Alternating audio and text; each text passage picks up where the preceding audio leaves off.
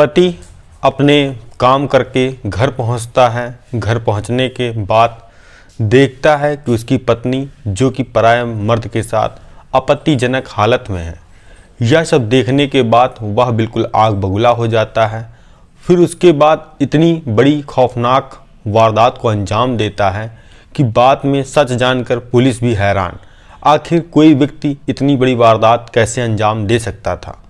और मात्र 14 घंटे के अंदर पुलिस ने भी सच का खुलासा किया। आप लोग वीडियो के अंत तक जरूर बने रहें, तभी आपको पूरी कहानी समझ में आएगी। मैं आशा उम्मीद करता हूँ आप लोग बहुत अच्छे होंगे, अपना बहुत बहुत ख्याल रख रहे होंगे। मैं रवि आपके बीच आज की कहानी लेकर आया हूँ। ये सच्ची कहानी है। दिल्ली से सटा हुआ नोएडा है, जो कि उत्तर प्रदेश ज़िले में आता है, और तारीख थी 29 अक्टूबर 2023। और जो जगह था वो था जनता फ्लैट, जो कि नंबर था वो उसका 40। वहाँ पर एक व्यक्ति रहा करता था जो कि बुलंद शहर का रहने वाला निवासी था।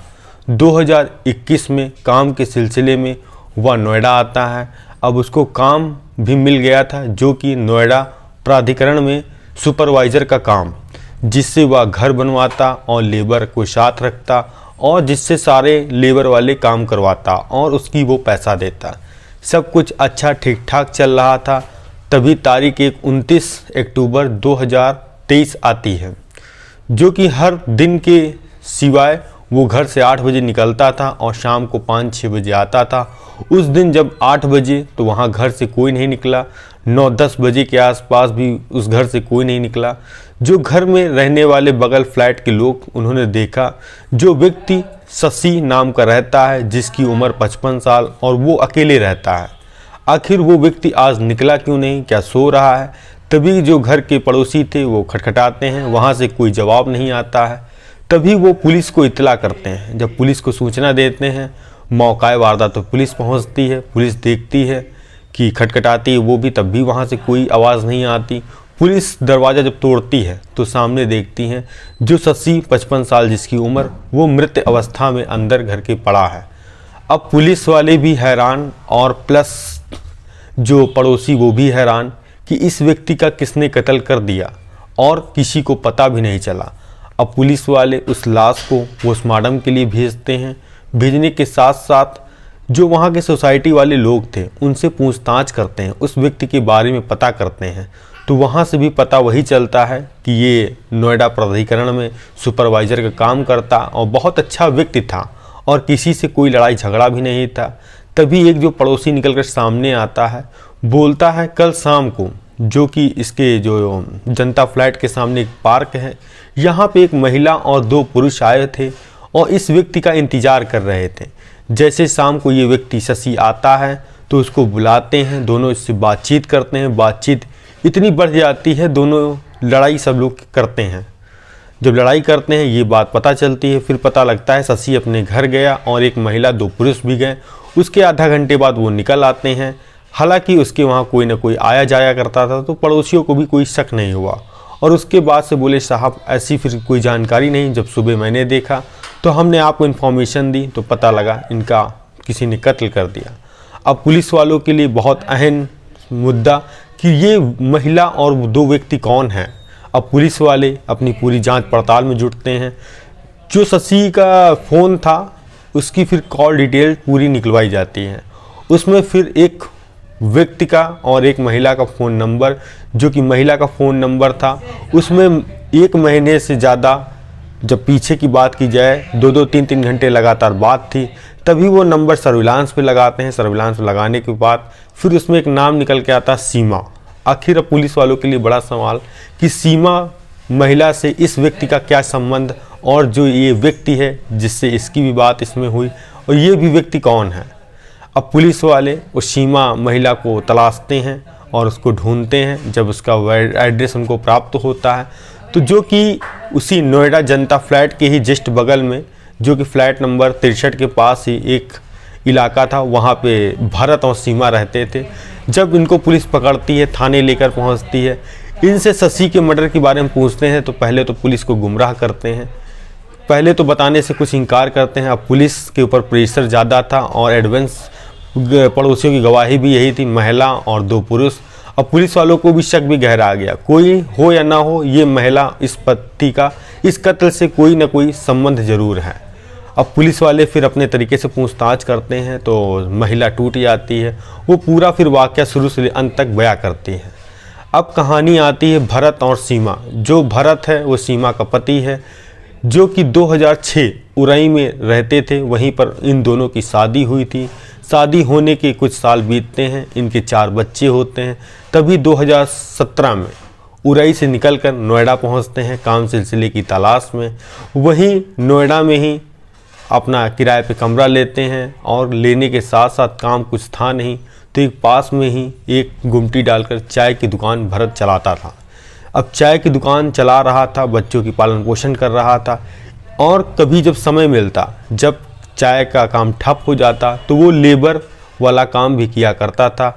इसी बीच एक इसकी मुलाकात हुई शशि व्यक्ति, जो कि सुपरवाइज़र था।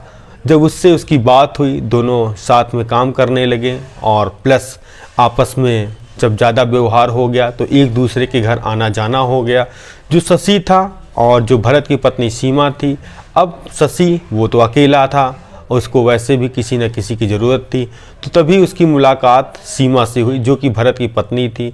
जब आपस में घर आना जाना हुआ, दोनों की बात मुलाकात होने लगी। उसके बाद धीरे धीरे एक दूसरे के दोनों दिल दे बैठे।